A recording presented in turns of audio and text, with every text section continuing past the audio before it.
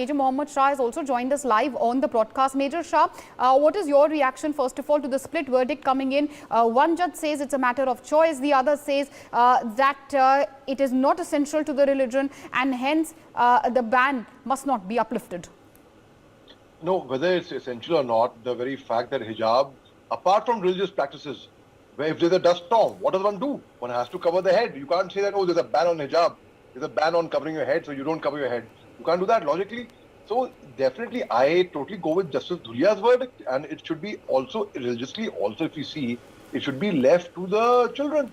Whether you cannot deprive them of education. They say hijab or kitab, right? So I would say yes, it is kitab.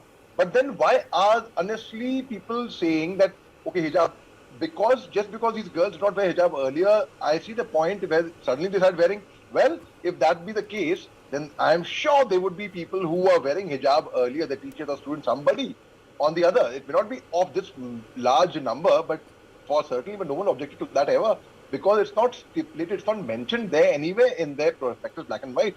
If they want to make a new ruling, they're most welcome, give a notice, say from next term onward, from next year onwards, so and so such thing will not be allowed. Secondly, when we talk about Iran, like in Iran, it is the ladies' choices that they do not want to wear hijab. Anything that is oppressed, that is thrust upon you or forced upon you, should be opposed, whether it is for the hijab or it's against hijab. If I say, come on, wear a hijab, it should be opposed. If I say, don't wear a hijab, why? It's their personal choice. It is their choice. And when we talk about end of the day, it comes down to choice. And Major Mohommed Shah, if you would like to come in here, there are many who say that end of the day, the matter of choice also comes with the age of the individual who's making it. In educational institutes, especially in schools, most of the girls who are now fighting for their right to wear hijab are minors. So is it their right to choice, or is it indoctrination or pressure by the family? Good question. You know, the very fact in educational institution, anyway, I advocate uniform. I myself have worn the uniform, not only in school, but in the army as well. But in the army, we have a stipulated uniform laid down. It's very clear cut what the uniform is. In many schools, in fact, in all schools that I know, it's all laid down. And that should be adhered to, it should be honored, respected, and should be no matter what. But suddenly, all of a sudden, you can't take a U-turn midway, right? You can't say that, okay, so far, only 2 girls are wearing, now 5 girls are wearing. How come so many of them are, the population of the particular girls who are wearing hijab is rising? So we'll curb down on that. You can't mend the rules midway. Also, of course, being joined by Major Mohommed Ali Shah, he's representing the Empower panel. Vineet Jindal, he's an advocate. We also had Akhila Singh, also an advocate. Rahul Ishwar, an activist also with us. Thank you all of you for being with us on the broadcast. All right, Major Shah, if you could come in here, end of the day, yes, a government order must be followed. But the other side of the argument, you know, as we are hearing, of course, both the learned advocates here, they seem to be saying that if you allow one sort of religious clothing inside an educational institute, it's going to open floodgates. We saw in Karnataka how there were other students coming with saffron shawls as well. Should it boil down to what's essential to a religion and be the end of the controversy? End of the day, the right to choice, as they say, can be exercised outside of a classroom. There's a very, very valid point over there, and I totally hold the educational institution which is responsible for where it happened. Hold them responsible, because why is it that they slipped out in specifying in their prospectus, in their very rule, that so-and-so clothing should not be allowed? And I think if the girls are coming in hijab, most welcome. The boys can come in the saffron. But again, we should remember, it is not sir, where will be uniformity inside classrooms? That's also the question, right? You have to understand. You have to understand. It is not it's an educational institution. It's not a place of showing your religious thing on the sleeve, right? Yeah. But if the girls were wearing hijab for their own personal belief, and if you are wearing saffron to counter them, just because the intention is not that you want to, because you follow a religious practice, or you want to save yourself from the sun.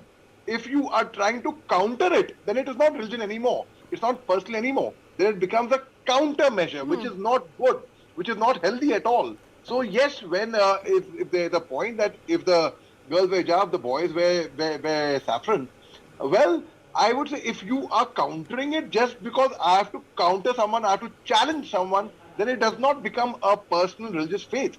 It does not become a belief. It becomes a challenge, and which is not healthy. But when There was no issue. It was a non-issue. I mean, actually, it was actually a non-issue from the very beginning. The education institution, the management, the teachers could not handle it. I would totally hold them responsible for it. They just couldn't handle it. Why was it made such a big issue? Why did it blow out of proportion? And why has it flared up? It's a non-issue completely. It is a matter. It's as good as saying that, if I am, it's very. I'm wearing a watch. I'm not wearing a watch. It's as simple as that. There was no issue in it at all. This was made to be. It was made to politicize, and fodder was given to political parties who could play upon this and dance to these tunes.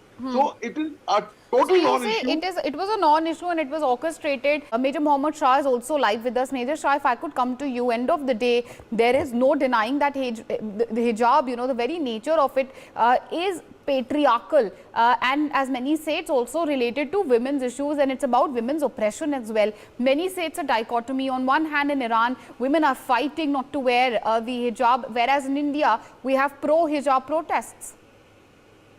Very well brought out by you, Meenakshi. I will equate it with this thing. I feel, when you talk about women empowerment, I feel a woman, a lady who has decided to be at home, to be a homemaker, who would not work by choice, is empowered. One cannot say, oh, just because she's a housewife, she's lesser powered. No, she's equally empowered. Same way, I'll equate it with this way, that if it's women's rights, it is women's rights.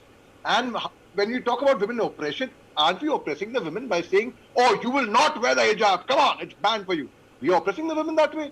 In Iran, what's happening? Iran, it is the reverse, because there is an oppression over there that you will wear the hijab. And I think the entire humanity should support the Iranian women who have the courage and who are brave enough to come out and say, we will not wear it, we reject your hijab, we will do what we have to. Similarly, because they should have the freedom of whether they want to, they don't want to, they don't want to, they don't want to. It should be honored by the Iranian government as well. Similarly, when the Indian women, someone says, I want to wear the hijab by my choice, and when someone says, no, you will not wear the hijab, I think it's oppression of women over there again. Yeah, but Major Shah, so that's the other side of the argument really. End of the day, we need to restrict this discussion to the classrooms. It's not about religion. We perhaps need to stop looking at it from a religious prism. You say that one community is being asked not to wear the hijab, but the Karnataka government says that our order is not restricted to just Muslim wearing hijab. We are even stopping Hindus from wearing saffron shawls, from carrying any sort of religious items inside schools, other than what's essential to religions, like say a turban to the Sikh religion. Nothing else is allowed, at least inside classrooms. Okay, Meenakshi, if you think of it logically, where did this entire issue rise up from? The school has been running for years. Yeah. The students have been coming there for years. The teachers have been coming there for years. People who no, sir, I get your argument, and I apologize. I'm interrupting you, but you're reiterating your argument. We've noted it. That's right. The genesis of this argument could have been diabolical. The intention could be sinister. But end of the day, here we are. Instead of analyzing why the controversy rose, can we look beyond it? Of course, that's what I'm trying to do. In fact, why the controversy rose again, it was a non-issue completely, and had the teachers allowed, okay, very minor things, surpass it. They had surpassed earlier a few girls wearing hijab. Suddenly, what was the problem when a few of them wore hijab by choice? Now, if you are wearing hijab because you are being provoked, you are being told by a political party, by a party for vested interest, and then you are coming, that is wrong. But I don't perceive it that way. I perceive it as a gross violation of women's rights over there. Because if a woman wants to wear hijab by choice, and when you talk about uniform, yes, most certainly the uniformity should be respected, should be honored, and it should be followed at any cost.